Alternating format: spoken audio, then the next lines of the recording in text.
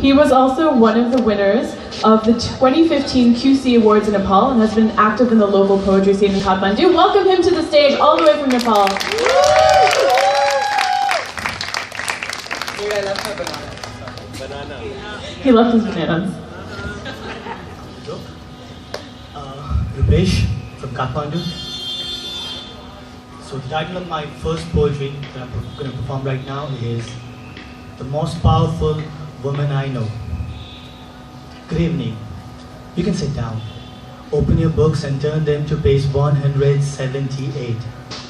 Today's lesson is the most powerful woman I know. No, the most powerful person I know. A typical raw mango flavored morning. She folds her kurta sleeves up to her elbows and pushes down the tube well handle. The toilet water drum is empty and the school janitor is sick. She bends the laws of school administration because a good friend once told me, a principal's job, though mostly invisible, is anything and everything except teaching, but she also teaches. She bends the laws of human stamina as she sings and dances with kindergarteners and tells stories of bravery to first graders in a school she made from scratch. Every tin plate on the roof, every piece of brick, every chunk of cement, every grain of sand, a school she built. A school she built on a flat riverbank village, hundreds of kilometers away from the capital, where only one bus goes each day, except in monsoons. She bends the laws of physics in monsoons. When she crosses the flooding river to get into the village, water up to her shoulders, but she doesn't even shake. She bends the laws of Archimedes as she stands on a piece of earth, and without even using a lever, she turns a whole world downside up. She bends the laws of mathematics in a place where the only present residents are poor old farmers, poor widows, poor wives of poor husbands in Gulf countries, and still, the number of students in a school increases every year in a rate apparently impossible.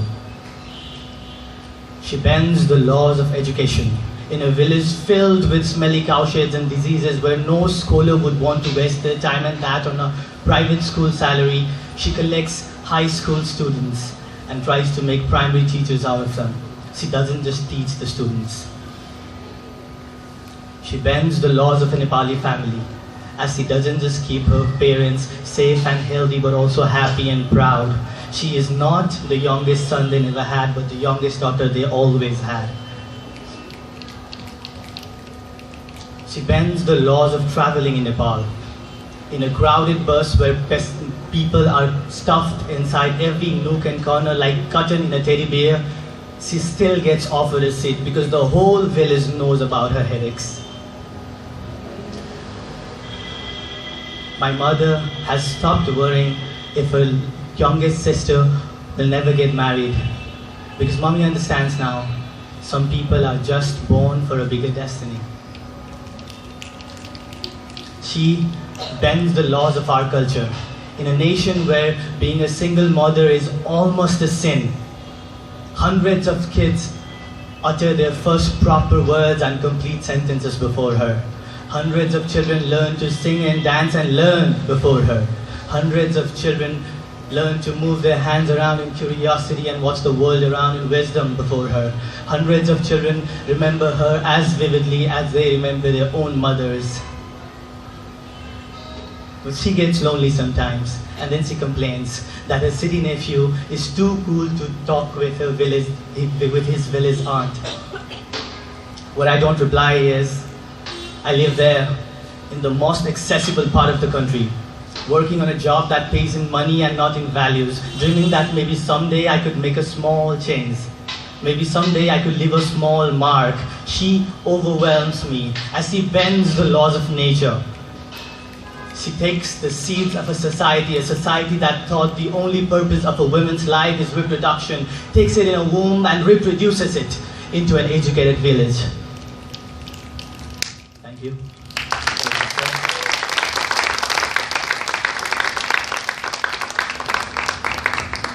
The second one is about mourning. The morning she the morning she wakes up, the sun is more flirtatious than ever, tells her of all the troubles it has been through, all the years it has counted just to see her that morning, in her frizzly hairs and her moonlit eyes that tell of all the sparkly dreams that they had just seen. Her lips untaunted by colors so pink and red and passion. The morning she feels no guilt. She will no longer try to correct a wrong she never did. The morning she feels fear-free. She doesn't care if perverts exist. She doesn't care about the way she looks or laughs or speaks. The morning the air is filled with the sweet perfumes of rebellion. She opens her closet, chooses her shortest skirt, and as if they were wings, and the glow in her face was a spring peach flower, she flies and soars. Thank you.